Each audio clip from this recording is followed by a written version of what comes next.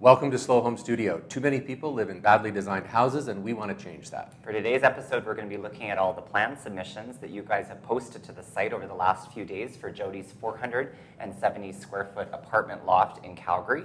And we're very pleased that we had lots of comments, lots of back and forth discussion. And it's a great way to start off Monday morning to have a look at everything that you guys have done. And I particularly appreciate Jodie's contribution. It's been great to get that kind of client feedback for all of us. So let's go through. There were 7 schemes submitted as of this morning, so we're going to just talk about them quickly. And then on Wednesday, we're going to go work through the way we thought about the project and talk about our solution. So the first person who submitted was Brad W., longtime viewer. Very nice scheme, basic kind of strategy. What do you do if you don't have a whole lot of money? Just reverse the kitchen, incorporate the column, and then create 2 spaces there. I think his was great. The one thing that I would probably suggest, though, is the location of this closet. I think there could have been a way of fitting it in here so that you come right into the space, because that seems like a little bit of an impediment. But I do think his kitchen location is great. This is Frances. She did 2. I thought that was nice. Yeah, similar kitchen location. The thing that was interesting about hers is that she incorporated the television design into the edge of the kitchen, and that really helps with furniture placement, because if you're going to mount the TV on the side wall, your sofa then inevitably has to be in the middle of the room. So she was really trying to think this through carefully. Yeah, and I have to say, I think just generally, a lot of people did a good job with the kitchen and the bedroom, but that the organizing the furniture was a little less thought out. It's tricky. It's tricky because you don't have a lot of square footage.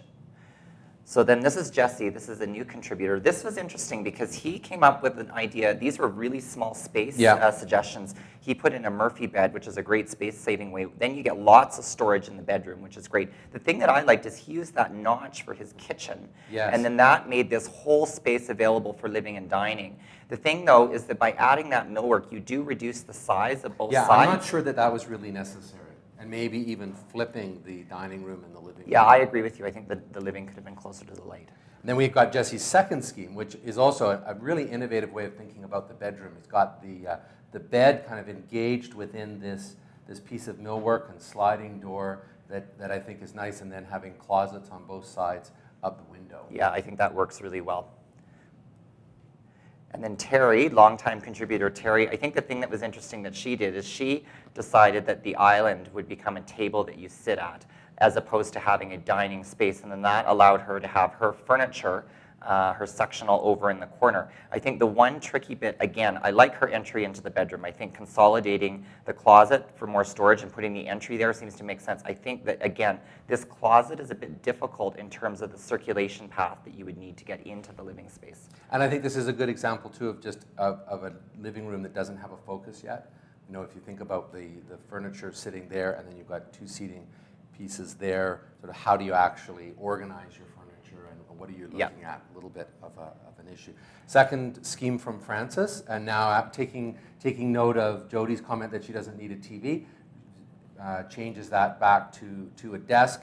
Not quite the same layout. I think you can sort of see as soon as this focal point disappears, the furniture starts to move around in different kinds of ways. Yeah, it's very interesting trying to get that furniture arrangement to work, particularly when you have the peninsula-style kitchen, because you need minimum dimensions for all of that. Yeah. And inevitably, it pushes everything forward a little bit. And then finally, a new contributor, Terry Chicago.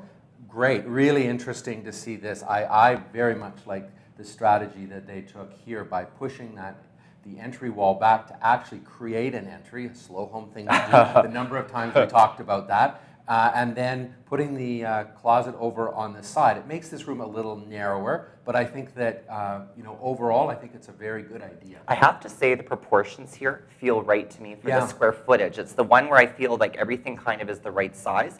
I really do like the large front entry closet that could be closet and storage. I think it's in the right. Laundry. And laundry. I think that's very smart. This feels right to me given that this is a desk. I think if it was all kitchen, it would be too big. But the fact that there's that study desk there and then the big table instead of the island, I think the proportion of that feels right. I'd be very interested to see how it looks with furniture in the living room. I was just going to say, I think that's going to be the challenge. So, some great ideas. Jodie, I hope this has really helped you, and thank you to everybody that's done this. It's been fun to work on this and see everybody's schemes. On Wednesday, we're going to work through the project ourselves just to show everybody who has not worked on the project kind of ideology of how you might work through this and give you a couple of other ideas, perhaps about focal points for living rooms. See you tomorrow. Bye.